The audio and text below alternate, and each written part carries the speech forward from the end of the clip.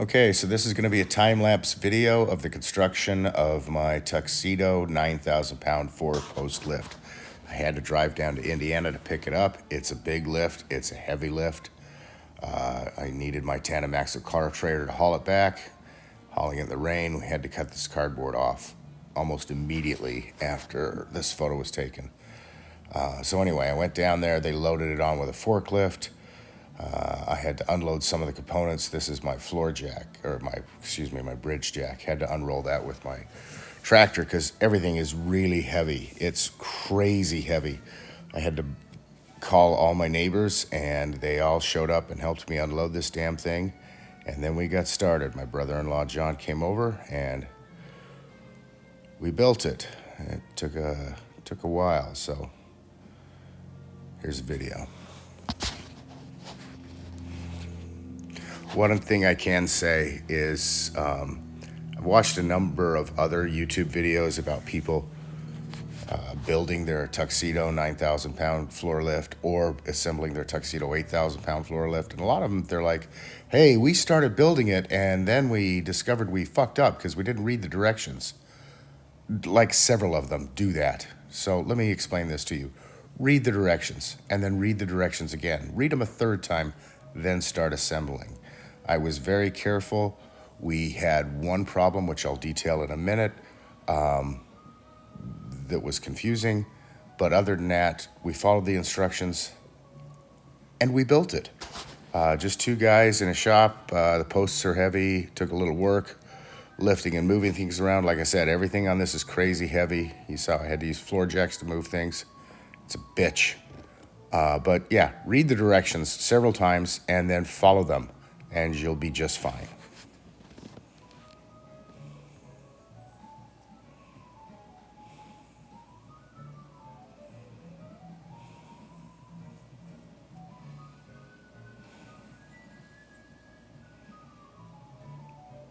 This thing is really big. It's very long. You need to level. One of the things you got to do is level it. And this is foreshadowing of a problem that came up that I kind of hinted at. But yeah, make sure you get a good level. This is a quick photo of the supports. And here we go.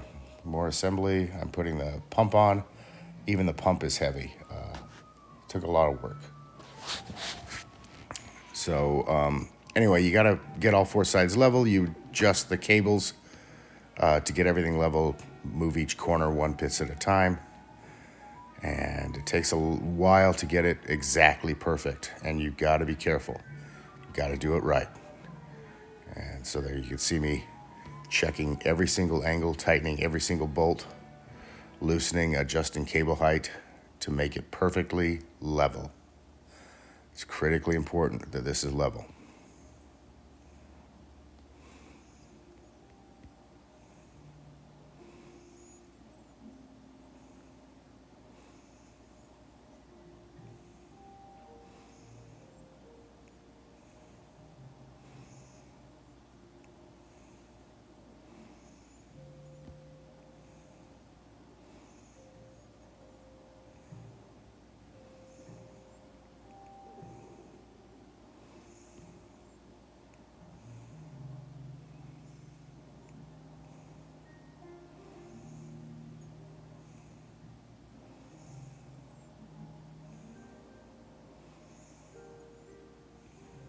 Finishing up, putting the dust covers on. Super happy.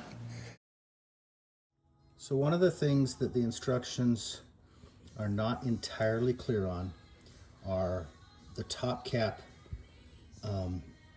installation on the post. So here's the post. You see the top cap. The top caps, the holes are slightly offset. And so you see where I have screwed up because the instructions weren't clear and I missed it. So you'll see the pulley is offset here slightly to the left. And as we rise all the way up, top cap is offset slightly to the right. And now we'll come down to here. Pulley is offset slightly to the right. Top cap is offset slightly to the left. So now that I have successfully installed and leveled and made everything perfect, I have to pull everything apart and swap my top caps. Because if you raise the lift too high, that angle is going to cause the pulley itself to break. So a little frustration, but still pretty happy with the lift.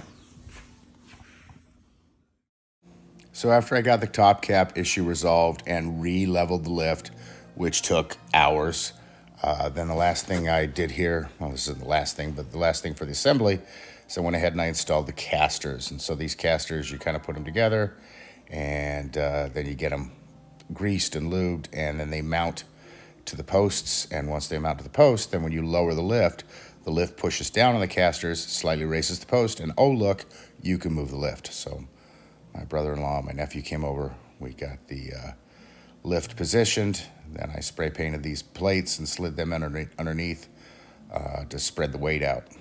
And there's what the casters look like. They're pretty nice, but you don't use them once the lift is in place. So the casters go there to move the lift, and then you pull the casters. And then, so you see me sliding the plates underneath. And then, yeah, the lift is gorgeous when it's done. Works great. Very happy with it. Very, very happy with the lift. It works. And the very last thing I did is I had to install my rolling jack. That is crazy heavy. You see, it took my tractor to lift it. Get that in place. Everything perfect. And yay, got a lift. Super happy.